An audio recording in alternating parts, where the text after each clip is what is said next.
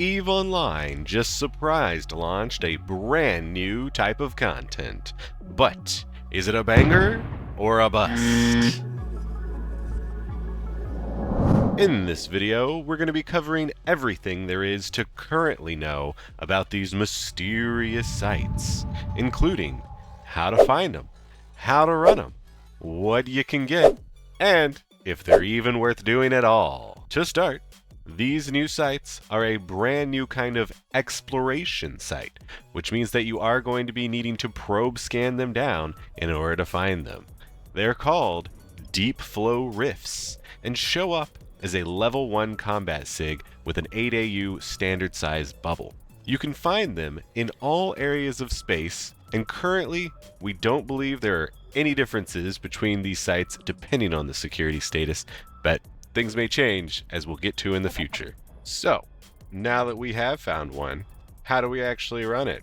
Well, let's do just that. As you warp into the site, you will see this wonderful rift start to come into fruition.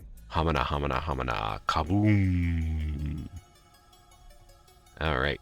And then, if you've never been to one of these, you should probably hold down Control, click, and then drag around like the middle of the rift, and that will lock in this Deepflow rift. You probably will have to add it to your overview. From there, we can go ahead and like start orbiting it. And what you do is really weird. You use tractor beams. You can use any tractor beam. Doesn't maybe matter what level they are. I kind of think T2 is a little bit better, but don't quote me on this. But then you just start tractor beaming. You start ice fishing, right? And then on your left hand, there's going to be all of these icons.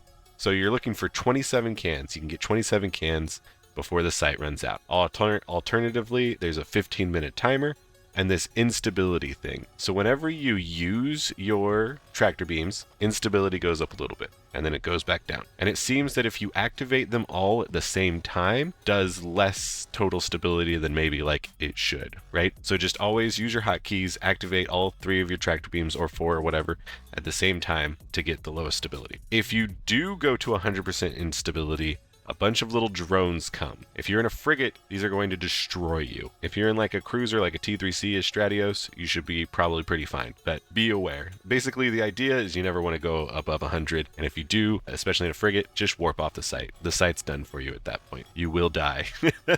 But yeah, so you just like, you basically on rotation, you just kind of cycle through, licking your tractor beams. The site is very strange and weird because you get tractor beam auto disabled. So like you have to manually hit them all the time.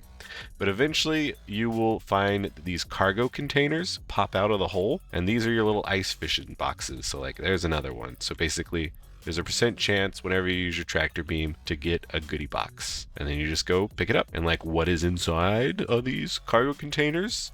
What do you know? More goodie boxes. So basically, these are little loot cans, which we will talk about in the next section. But right now, we're just going to go ahead and start looting them. Do know that all of these cans are like tagged as yours once you like trigger it coming out. So if you're like in high sec, someone can like suspect bait you or be suspect by stealing your shit. Things to be aware of. And that's pretty much the site. It's 15 minutes of pretty boring activities, but like it's new, it's different, it's ice fishing. You can get things. Oh, and I guess we can showcase us getting 100% stability. So let's go ahead and like align, and then just start ramming this up. Yeah, we just gotta keep spamming the buttons, and then you'll see a bunch of drones pop out. It's honestly kind of difficult to do with 3. Yeah, let me off cycle them. I'm just terrible at off cycling. There we go. All right, so we got to get out of here pretty quick.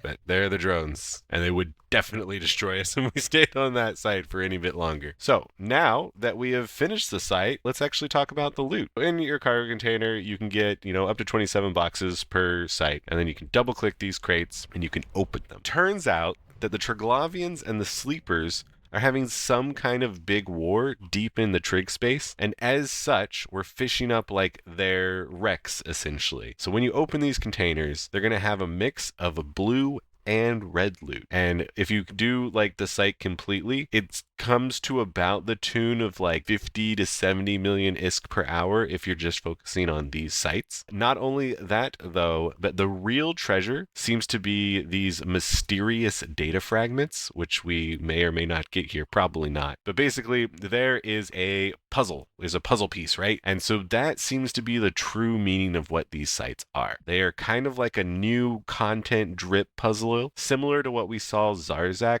like getting all those different fragments and flying around all your vectors in space. And speaking of puzzles, you know when puzzles are involved, the place you want to be is the Arataka Research Consortium, or ARC for short. Discord link down below. This is a group that loves to work together to solve these weird puzzles and then receive all the riches that entails at the end of the quest. And maybe you don't want to get too involved with the puzzle community, but you also do want to make some good iskies.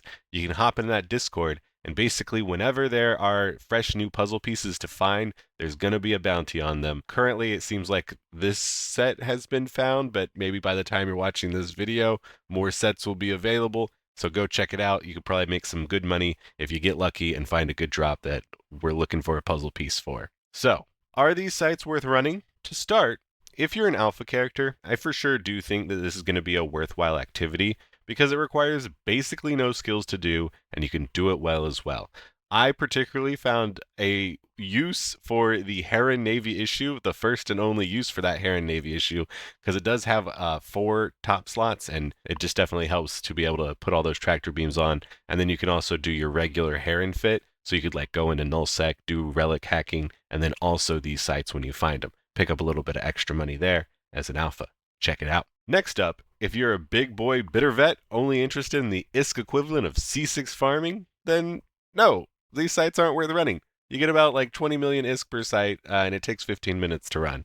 So like if you're really hammering it out, you can maybe get lucky with like 70 million. They're just, they're on a different scale. Go C6 rat. And then lastly, if you're someone who does exploration gameplay regularly, then I definitely for sure would recommend finding some way to put like 2 to 4 T2 tractor beams on your fit, make a little bit of extra cash, join in the little fun. These sites probably won't be here forever. I don't know, maybe they'll change into something different. But it's good if you're an exploration person. So now, you know everything that you need to know about these sites, but the most important and longest part is actually scanning them down. If you want to get much better at scanning, go ahead and check out this video. Until next time, 07.